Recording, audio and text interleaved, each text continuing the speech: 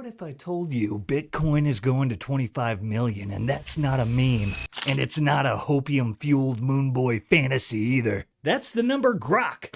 Elon Musk's own AI just predicted for Bitcoin's price by 2046. And guess what? Grok's not alone. Michael Saylor's been screaming it. Trump's about to drop a Bitcoin strategic reserve. And Ray Dalio, the billionaire who said Bitcoin would get banned, now he's telling you to allocate 15% of your portfolio. The institutions are front-running you. Whales are buying the dip. And you think you're late, brother? We're early. And we're going to the moon and we're saving America, brother. That's right. Let's break it down, son.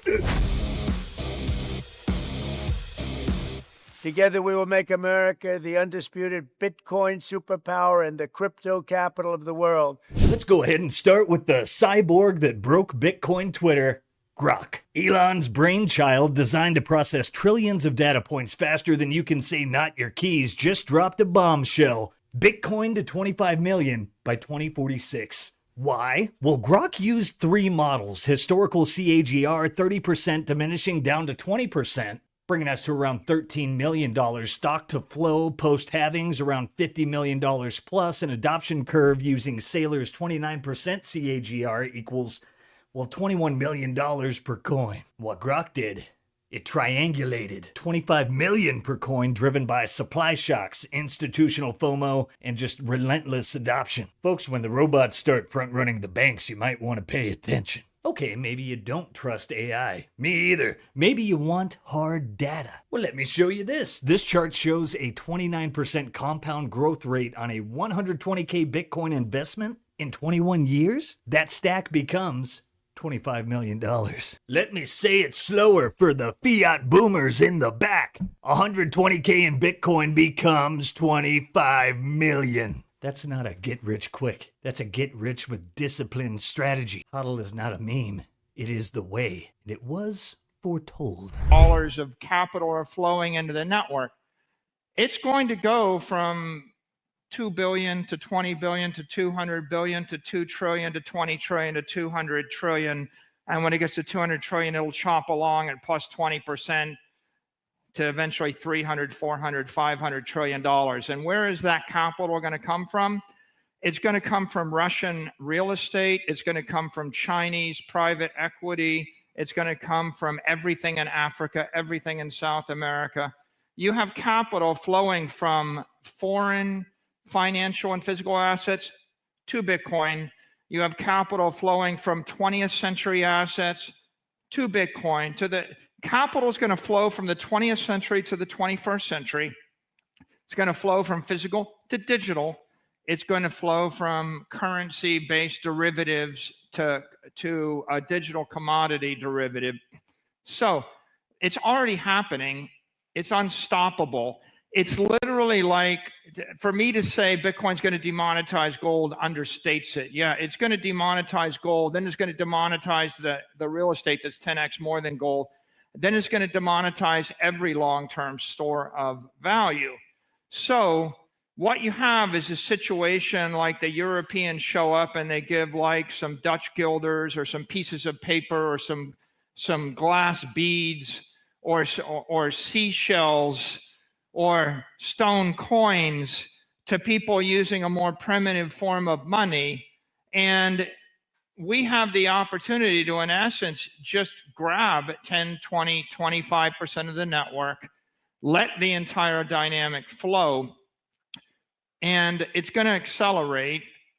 And when the dust settles, the American people will own 25, 30% of that capital, which right now is sitting in 20th century. Let's check the scoreboard. Retail scared. Institutions, they're backing up the truck. Institutions are buying 45% of Coinbase's daily volume. Public company Bitcoin holdings surged 35% in just 1 quarter. Trump media just allocated $2 billion into Bitcoin, and yes, 300 million more in options. We're about to witness a nation-state level Bitcoin strategic reserve announced by the president's family. This isn't just bullish. Kind of feels like checkmate. Oh, you guys remember Ray Dalio? When Bitcoin was at 10K, he said it was too dangerous, said it would get banned. Now, at 100K, the same guy is recommending you put 15% of your portfolio into Bitcoin just to avoid fiat devaluation. Dalio just admitted it. Gold, and I have some Bitcoin, but not much. What are they each? 10% gold? I'm not going to describe my own exactly, but I'll say the following. If you were neutral on everything, in other words, you didn't have a point of view, and you were optimizing your portfolio for the best return to risk ratio you would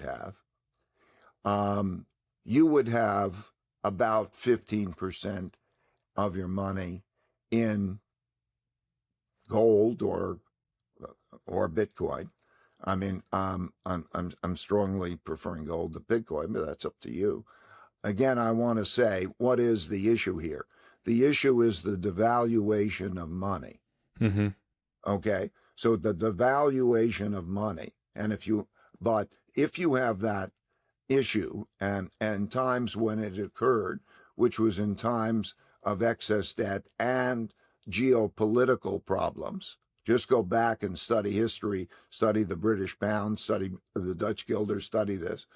You would find that in all such periods, also like the 70s, it's an effective diversifier. So if you had no view, you would have about 15% in that portfolio as a hedge against the other. I hope that that's somewhat of a guide. No, it's fascinating. I mean, I doubt. Bitcoin is perceived as a store of value. Boomers are finally catching up. Are you going to wait for $1 million Bitcoin before you believe? The longer term is that we are at a point in which we are borrowing money to pay debt service. And there is a process by which when you keep having debt growth faster than income growth, then that means that you have debt service encroaching on your spending. That's the same for the government as it is for us. And as that happens, and you want to keep spending at the same level, there is the need to get more and more into debt. And the way that works, it's like it accelerates. We are at the point of that acceleration, which creates the supply-demand problem. And it's made worse by the other issues that we're talking about. The internal political issue, the internal social conflict issue there is something that is affecting foreign demand for bonds. For about 40% of our debt is sold to foreigners. And so there is a concern of the American politics, of the controlling of this debt crisis, and these types of things. So we come back to the same basic question. How strong are we going to be? When we talk about strong, what I mean is also economically strong. And economically strong means financially strong. That means it's just a basic thing. Financially strong means, do you earn more than you spend? And do you have a good income statement as a country? Do we have a good income statement? And do we have a good balance sheet? More assets than we have liabilities. The worse that gets, the more we are going to have that long-term problem. And it's just, you can see it in the numbers. It's just a matter of numbers. We are near that inflection point.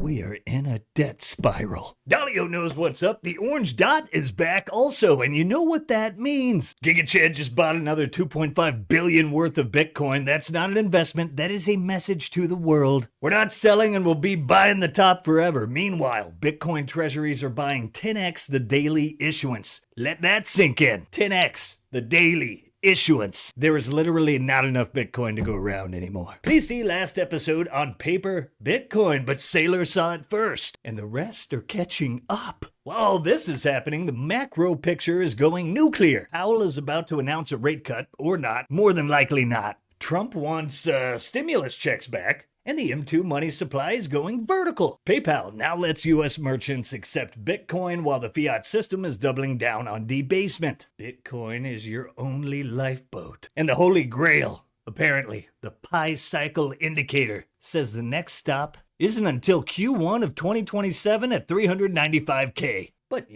based on momentum, scarcity in this Trump strategic reserve, we could see 600K way sooner. And it appears we have something massive coming our way. We're about to bring it home today. But before we do, look at our likes. 3 or 4 times, maybe. I gotta pump those numbers up. Those are rookie numbers in this racket. Don't forget to like, subscribe, and give us a pamp while we take a moment to recognize our sponsors powering this show over at the Bitcoin Way. At the Bitcoin Way, they'll walk you through all things Bitcoin like it's kindergarten with Satoshi, from setting up your first wallet to running your first node and so much more. And no tech skills are needed. The Bitcoin Way has got you covered. If you want $1 million Bitcoin, you have to act like it. Self-custody is not optional. That is the revolution. Schedule a free 30-minute consultation with the Bitcoin Way using that link in the show notes. Are you guys sick of being surrounded by fiat normies?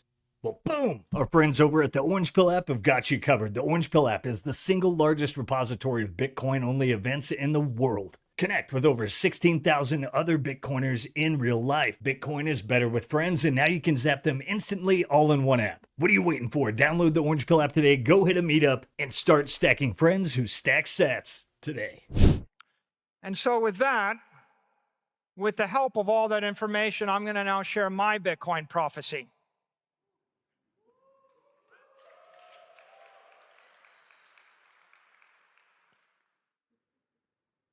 I think we're going to be $21 million in 21 years.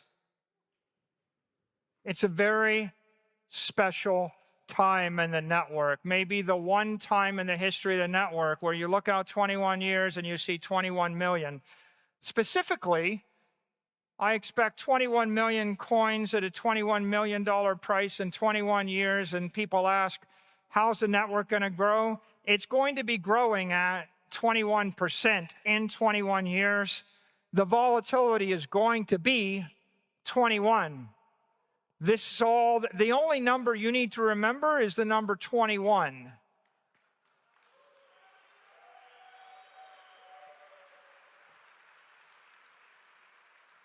And what does that look like?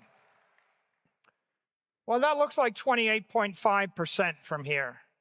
Not that different, slightly less than 29% ARR. But the path... $1 million a year for 21 years, and we have slapdicks out here dumping corn, and Bitcoin just shrugging it off like it was Jamie Dimon in tapeworm form. Hey, little tapeworm. Hi, I'm Jamie the tapeworm. Any money for me to steal today? Whoop. Spot on. Jamie Dimon is such a repulsive tapeworm, and while all of this is going down, an interstellar object is speeding through our solar system. You think I'm joking? Scientists say it's chilling. You know what's actually chilling? Being stuck in fiat when Bitcoin hits 25 million cuckbucks. So whether it's aliens or bankers trying to wreck your future, there's only one escape hatch. Bitcoin. One of the arguments that always comes back is what happens, and it's already happening, with governments regulating more and more Bitcoin. They can't. They can't regulate it. It's like just when Brad Sherman, the representative from California, came out last week and said that we need to shut down the cryptocurrencies because it's interfering with the dollar as being the hegemonic force in the world. Right. It's cutting into the oil industry. It's cutting into our ability to wage wars on a whim without having any accountability. And that was a huge advertisement for Bitcoin.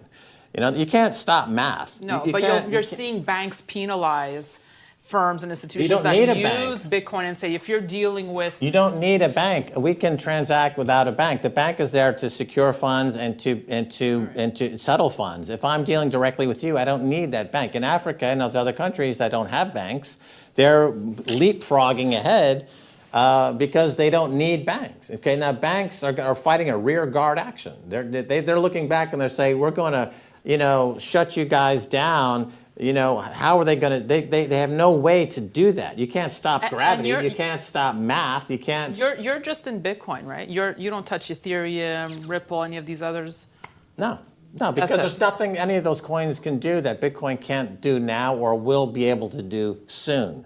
There was a period where the development of Bitcoin was too slow in the minds of some. So people like Roger Ver and others decided to fork Bitcoin and create what they consider to be the true Bitcoin. But now Bitcoin is cannibalizing those coins. It's eating their lunch. It's just like a monster. It's like a black hole. Everything's going to be gobbled up into Bitcoin. All the other altcoins, all fiat coins. That's how the strength of their weakness is what drives this thing to 100,000. There's no stopping this train, so let me ask you this. If Grok, if Dalio, if Trump, if Saylor, and if your gut is telling you this is real, what are you waiting for? The window's closing. Bitcoin doesn't care if you believe in it now or later, but your grandkids will. Stack hard, take custody, and join the first borderless economy with zero paperwork, just 12 words. And don't miss Mining Disrupt 2025. It's only a few months away.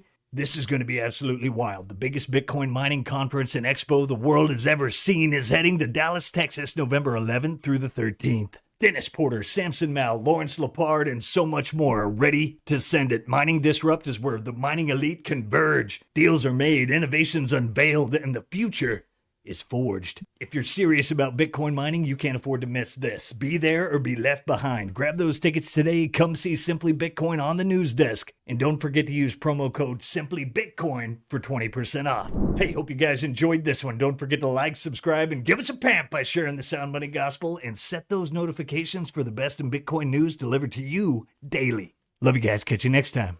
Peace. If you prefer to go down with the ship, you.